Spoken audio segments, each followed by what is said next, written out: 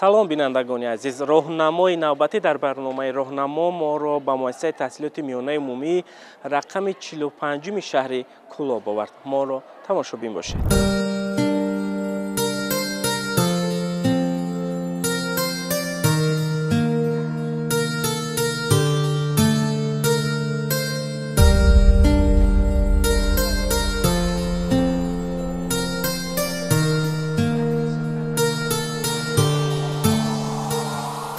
агар барои қабои сабз ба барнамудани табиат баҳор лозим бошад, пас барои сабз гаштани таманниёти инсон омӯзгор рамзи баҳор аст. қаҳрамони барномаи роҳнамо, муаллимаи фанни забони русии муассисаи таҳсилоти миёнаи умумии рақами 45-уми шаҳри Кӯлоб, алучии маориф ва илми ҷумҳурии Тоҷикистон, иштирокчии озмунҳои ҷумҳуриявӣ фуруғи субҳи донои китоб аст ва омӯзгори соли Тоҷикистон Негина Эмомова мебошад.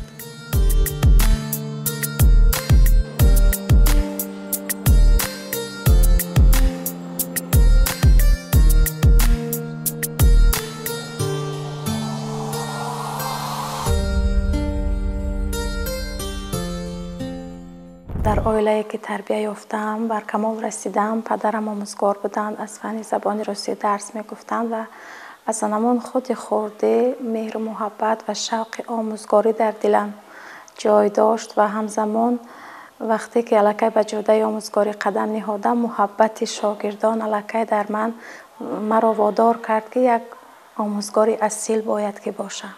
рисолати омӯзгор ба андешаи ман бар камол расонидани ҷомеаи хуб, хонандаи соҳиб тафаккур ва ҷавони соҳиб ақлу соҳиб тамизро бар камол расондан рисолати аввалин дараҷаи ман аст. омӯзгор шахсе буда метавонад ки муҳаббати беохир, сабурии баркамол ва дили бузург дошта бошад то ин ки тамоми паҳлӯҳои мушкилии омӯзгориро паси сар карда тавонад.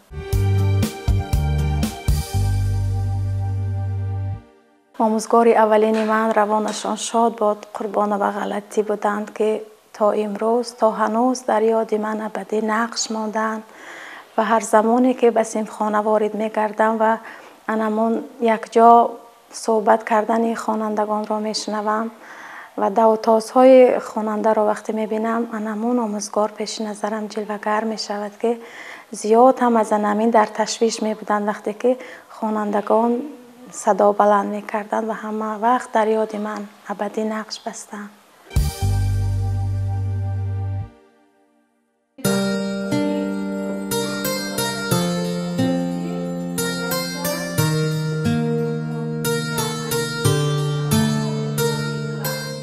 дар воқеъ мактаб макони муқаддас ва омӯзгор шахсест ки бо нури саводу маърифат ва илму дониш ҳаёти ҷомеаро равшан месозад ва созандагону ободгарони ояндаи ватанро ба камол мерасонад. хушбахтона давлату ҳукумати мамлакат аз рӯзҳои аввали соҳибистиқлолӣ ба масъалаи беҳтар кардани вазъи зиндагӣ ва кору фаъолияти омӯзгорон таваҷҷӯҳи доимӣ зоҳир карда, барои онҳо дар санадҳои қонунгузорӣ як қатор имтиёзҳо муқаррар намудааст. асосгузори сулҳу ваҳдати миллӣ, пешвои миллат, президенти ҷумҳурии Тоҷикистон муҳтарам Эмомалӣ Раҳмон зимни суханронӣ бахшида ба рӯзи дониш зикр карданд ки мо вазифадор ҳастем ки омӯзгорон ва дигар кормандони муассисаҳои таълимиро боз ҳам бештар дастгирӣ кунем ва манзалату обрӯи онҳоро дар ҷомеа баланд бардорем.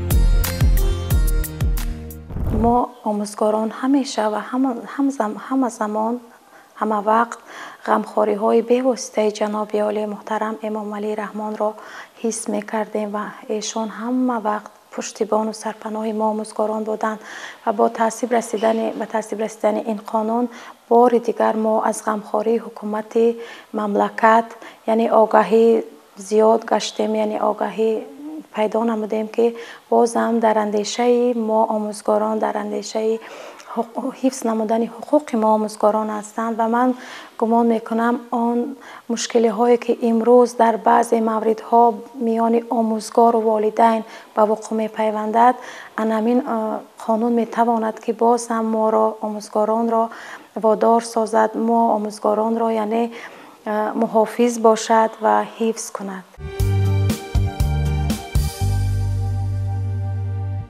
مشکلی که امروز من به حیث یک آموزگار و تمام آموزگارانی که دارند، همین تلفن های موبیلی باید که این سخن را من بگویم از این منبر بلند، و امروز خواننده را جلب کردن یک کار دشواری هست، ناگفتنی، چون که الکی اون در انمون وارد شبکه‌های اجتماعی می شود، دنیا جهانبینیش وسیع است و باید آموزگار آن طور درس برد، درس گفته باشد که تمام اصول ها را باید که استفاده برد تا اینکه جلب کرده تواند دقت خواننده امروز را.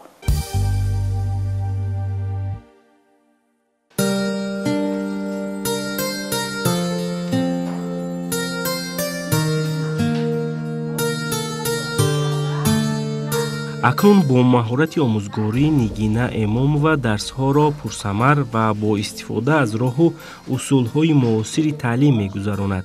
موصوف کوشش می‌نماید که در جریان درس و آموزش در محور نه آموزگار بلکه خواننده است، زیرا با چنین طرز صورت گرفتن جریان تعلیم هم به تعلیم و هم به درس از خودخوانی و خودشناسی خوانندگان نقش بارز می‌گذارد.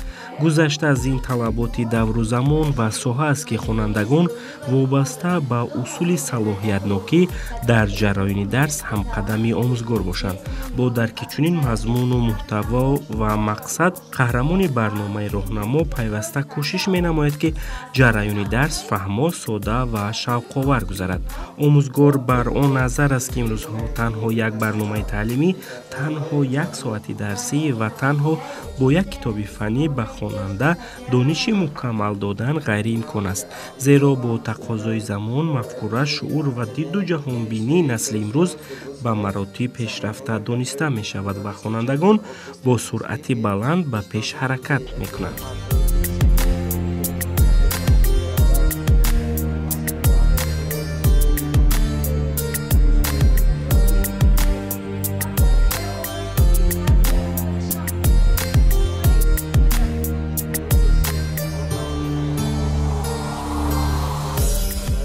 من سفربر نمودم یک چند خواننده خویش را به المپیادهای شهری و همزمان شاگردان نیز آماده کرده ایم برای آزمون جمهوریوی فروغ صبح دانایی کتاب است. هم علم فروغ معرفت نیز خواننده داریم که با همه ایشان کار فعالیت میکنیم تا اینکه در جاده در همین سمت غالب برآمدن در آزمون ها و نامبردار مؤسسه بودن یک کمی هم باشن سمگذار باشن. امام و نگینه از فن زبان و ادبیات روز در مؤسسه ما تعلیم میدهد. معلمات درس های خیلی خوب میگذارند. همه وقت خوانندگان با یک مهر و محبت او را در مؤسسه انتظار میشوند. هنگام وارد شدن در مؤسسه خوانندگان را همچون مادر به آغوش میگیرد و آنها را حرمت و احترام میکند. از این روز که خوانندگان نیز امام و نگینه را خیلی دوست می‌دارند و هر وقتی که درس او آغاز می‌گردد با یک شوق و ذوق معلم‌ها را گوش می‌کنند و از فنی که او تعلیم می‌دهد سوال و جواب‌های درست می‌دهند.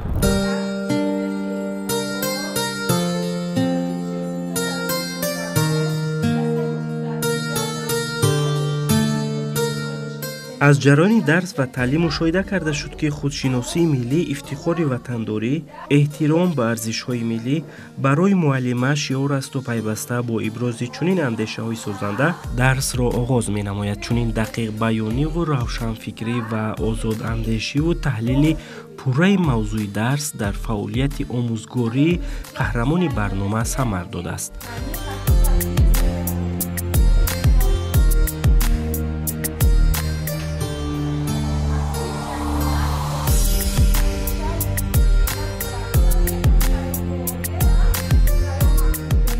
درس‌های معلمه می‌گذارند در مکتب به نهایت درسای خوب میگذارند.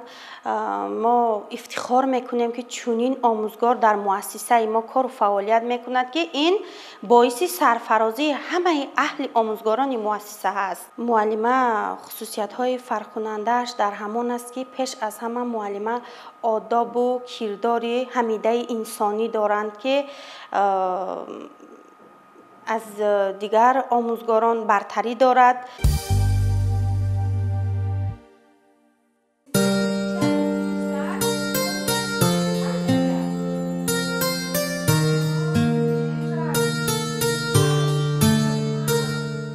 شجاعت و دانش آموزی دائمی آموزگار باعث گردید تا در آزمون ساحوی آموزگاری سال تاجیکستان شرکت نماید و در دور ولایتی مقام اول در جمهوری مقام افتخاری را صاحب شود. با گفت موصوف سبقت در چنین آزمون ها باعث می گردد که سویه دانش هر شرکت کننده رشد کند و دانش های دیگر با دانشی داشته او علاوه گردد.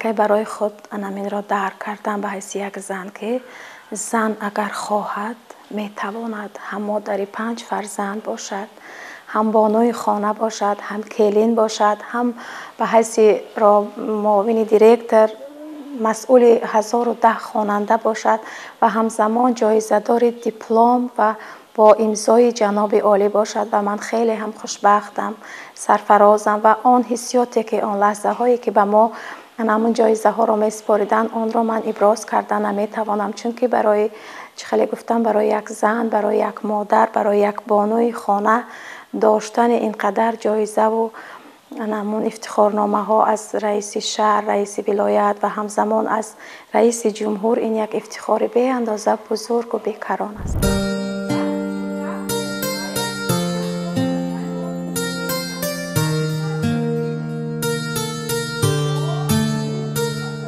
آماده کردن خوانندگان به المپیادهای فنی و آزمون‌های گوناگون از مقصدهای دیگری آموزگار دانسته می شود. نگینه امام و کوشش می نماید که پیوسته با شاگردان کارهای انفرادی آموزشی انجام دهد. آزمون جمهوریوی فروغ صبح دانای کتاب است راه آموزگار را به سوی موفقیت و موفقیت باز نمود. در این آزمون جمهوریوی مقام 3 را اشغال کرد.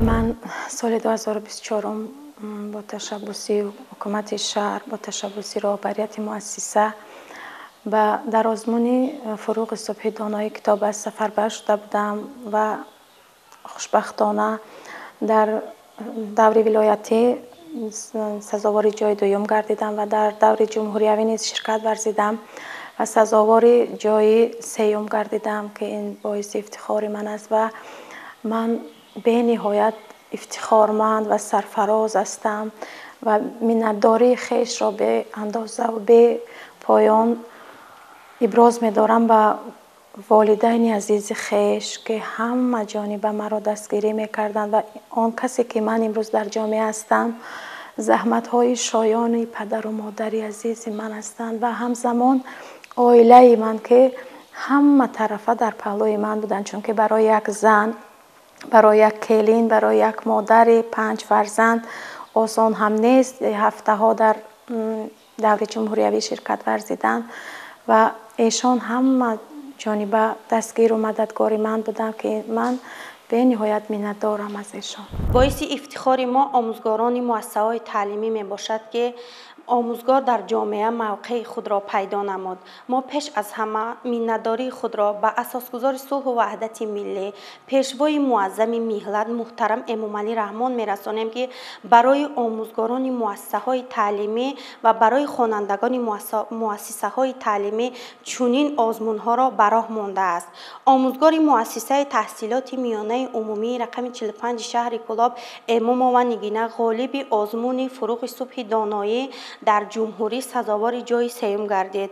ما اهل آموزگاران مؤسسه کوشش به خرج می‌دهیم که تعلیم و تربیت نسل نورس را در مد اول قرار دهیم. الکی صاحب دو مجموعه شعرهای خودم هستم و به حیث یک شاعرم اگر خود را راستی اعتراف نمی کنم، چون که شاعر بودن یک پیراهه بی نهایت دور و درازی پر از مشقت را باید طی کرد که ما حالا در این پیراه را باید سالیانی دراز طی کنیم که تا اینکه عنوان شاعری داشته باشیم.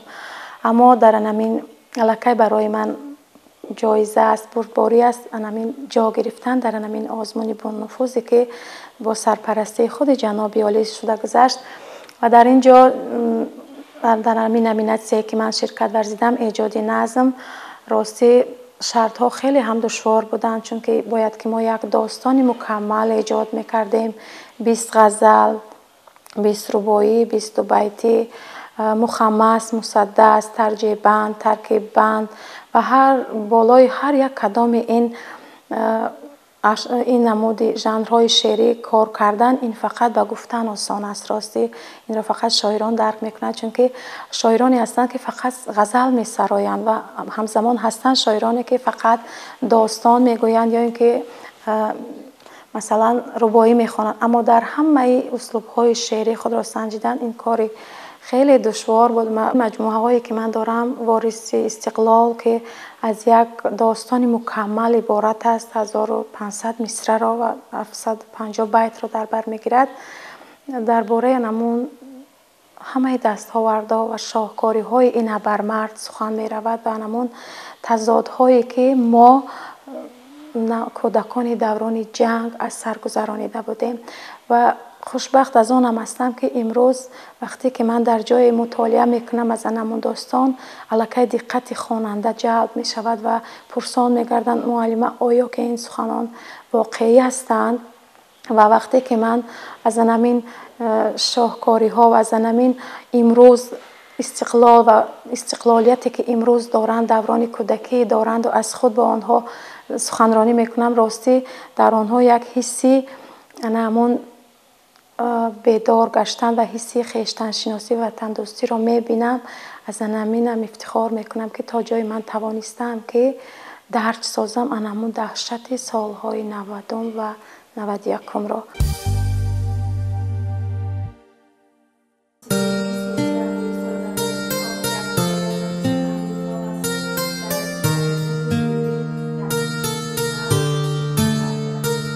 معلمه نگینه امامова از جمله آن بانوان موفق است که در ساحه معارف قدم‌های استوار مانده تا امروز فعالیت نظررس دارد. با قول معلمه انسان در یک محیط می‌سبزد، آبرو می‌گیرد و رشد می‌کند. بنابراین من در کلکتیو این مؤسسه خود را خوشبخت و صاحب احترام می‌دانم. از اصول پیش گرفته قهرمانی برنامه همکاران راضی‌اند و خوشنود و فعالیت معلمه را در تعلیمگاه نیک ارزیابی می‌کنند.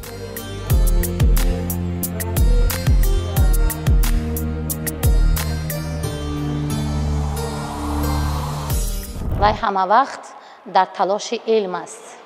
هر وقتی که در وقتهای خالیگی امام و نگینه را دریافت کنیم در کتابخانه مؤسسه او را می‌یابیم. وی همه وقت کتاب‌های اثرهای جناب عالی امام علی رحمان، اثرهای شاعران ادبیات کلاسیک را مطالعه می‌نماید.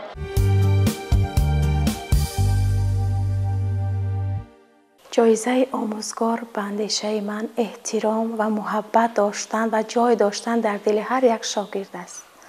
اگر من امروز شاگردانی داشته باشم که در جای بگویند که ما از انمون راهبر صنفمان یا که از معلمه‌ای که درس میگوید راضی هستیم، محبت داریم، احترامش میکنیم، الکی من صاحب جایزه هستم.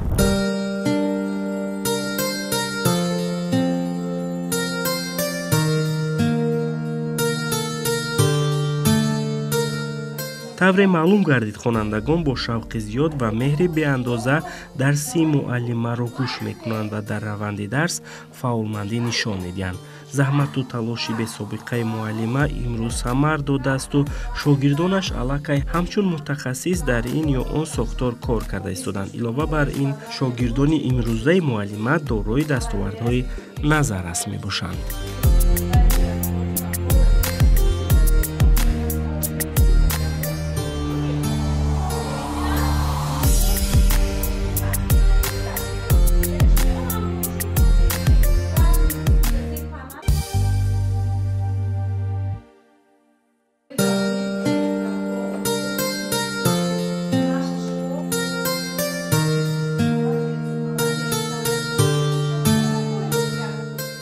рисолати омӯзгор дониш додан аст, муаллима кӯшиш менамояд ин рисолатро ба касбӣ ба хубӣ анҷом дода бошад.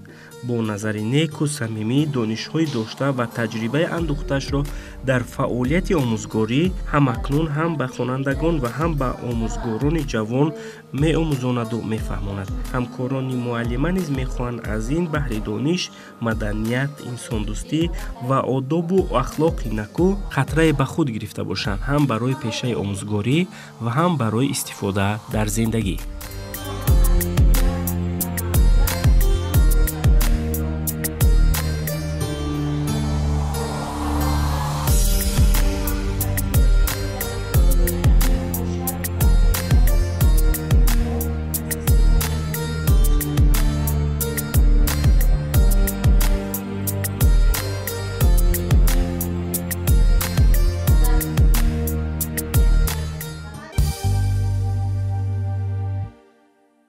در جلوی نگین باشد انمون تمام اشعارم جمع‌آوری شده است که من در اینجا انمون غزل و دوبیتی و رباعی و تمام انمون نظامنامه آزمون را جمع آوردم. از همه جای این وطن، از همه کنج این دیار، زاده این خاک عزیز، من و تو مای بیشمار. بنجی و خطلانی مگو، سوغد و بدخشانی مگو، پاره مساز این زمین، رشت و زرفشانی مگو. مادری ما که مادر است، آنک باشد آچجان، شیرین ترین کلام ماست بین تمام مردمان. هموطنی عزیز منم به تو چو روح و جان، بیا من و تو ما شویم بر رغم رشک دشمنان.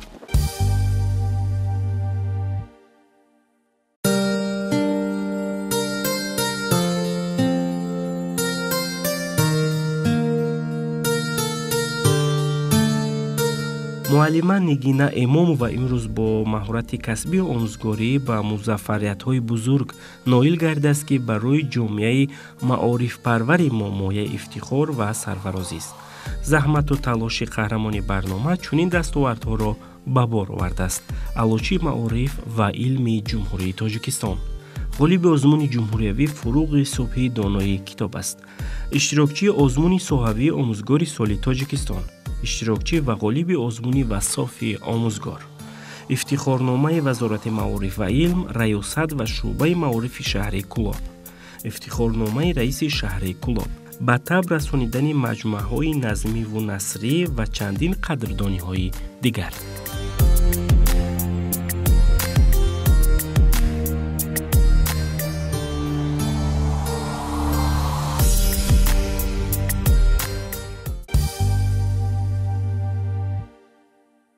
бинандагони азиз, ин буд муҳаббатномаи як омӯзгори асил, омӯзгоре ки таълиму тарбияро ҳамоҳанг медонад ва баҳри донишрасхӯрдкунии хонанда камарҳиммат бастааст. ин буд барномаи навбатии роҳнамо. Тавсияту хонобод бошед.